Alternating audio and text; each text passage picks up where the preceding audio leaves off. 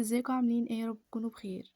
قبل ما نبدأ فيديو النهارده ما تنسوش تصلوا على النبي وتشتركوا في القناة وتفعلوا الجرس وتدوسوا على لايك، ويلا بينا.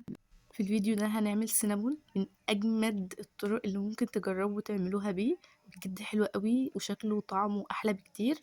هنعمل صوصات كمان مع بعض وطريقة سهلة جدا وموفرة واقتصادية، مش هتكلف معاكي اي حاجة.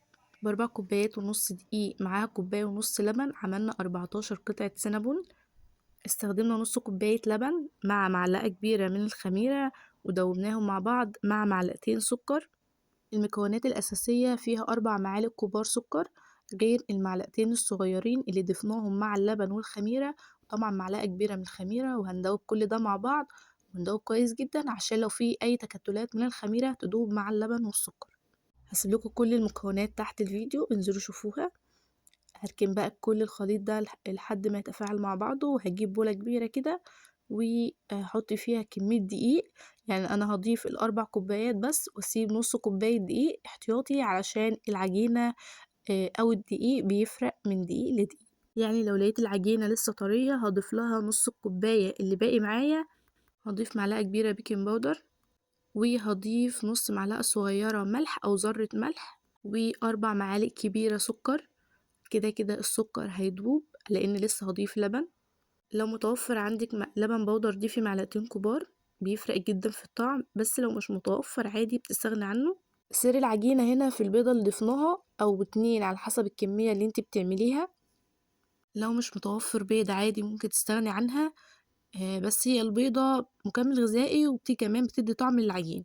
معاهم كوباية حليب دافية، والنص اللي حطيناه على الخميرة برضو يكون دافي، بس ما تكونش دافية جامد عشان تقدر الخميرة تتفاعل معاها.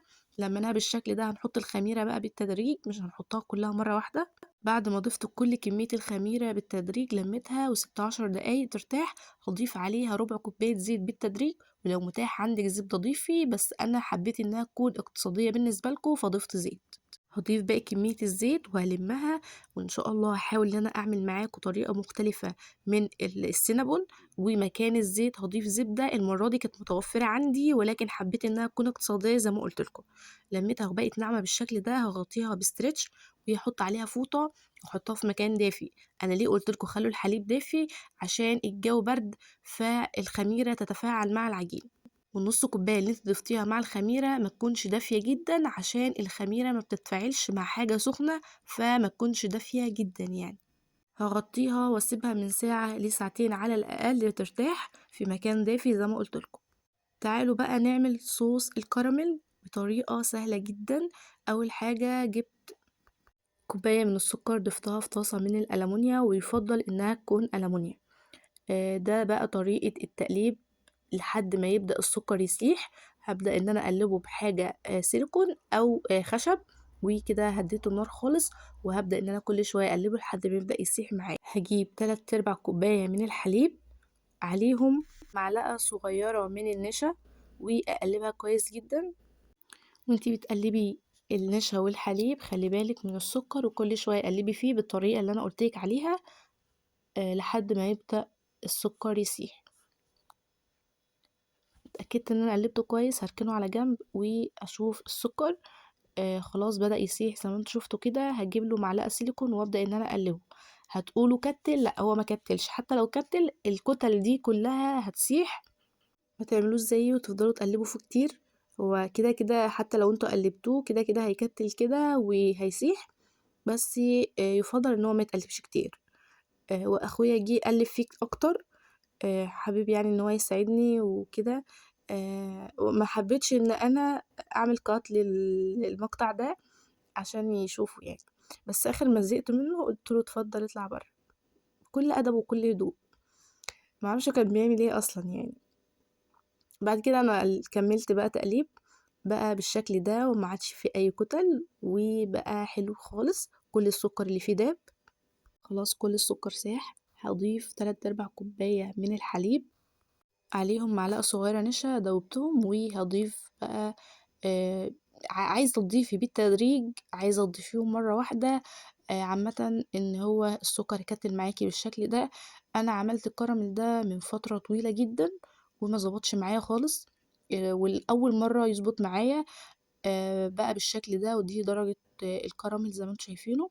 هو كده هيغلي معاكِ وهيمسك نوعًا ما. جبت بقى معلقتين كبار زبدة، يُفضّل مع الكمية دي ما تضيفيش أكتر من معلقتين كبار.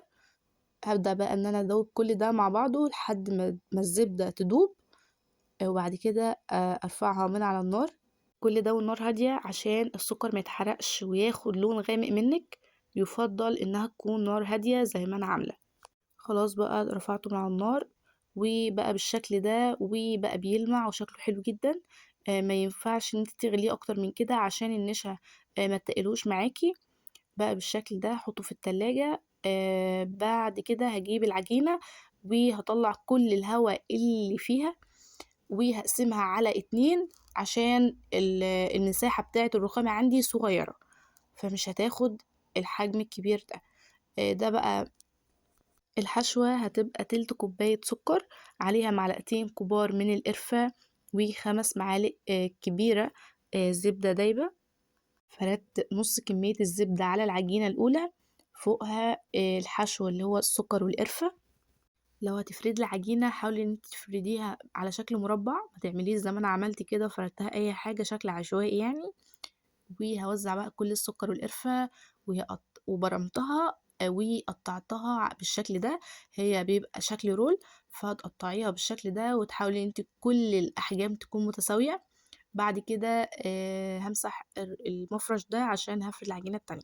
لو أنتِ هتضيفي زبدة في الصينية مكان ورق الزبدة، فبتضيفي كمية الزبدة كمية قليلة. ولو ورق زبدة عادي، بس يُفضّل إنها تدّهن زبدة لإن السكر كده بيدوب.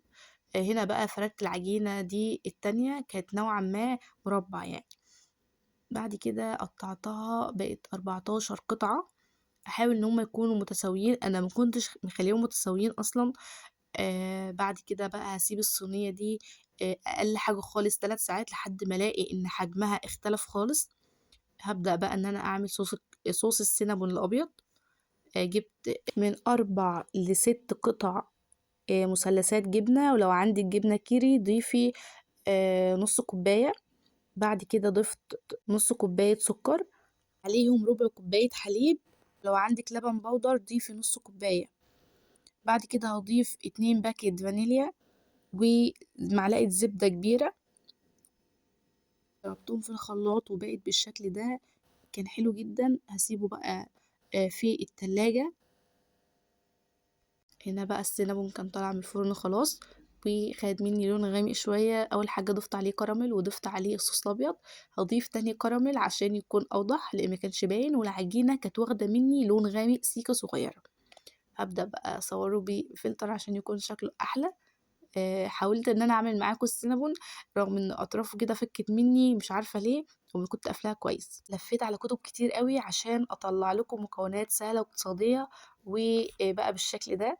هاحاول إن أنا أعمله لكم بطريقة تانية ومختلفة برضو. وده فيديو النهاردة. ما تنسوش تعملوا لايك واشتراك في القناة لو لسه ما اشتركتوش، وتدوسوا على الجرس عشان يوصلوا كل الفيديوهات اللي أنا بنزلها جديد. ودوسوا على اللايك، وما تنسوش تدعوا لي دعوة حلوة. وأشوفكم الفيديو الجاي في رعاية الله.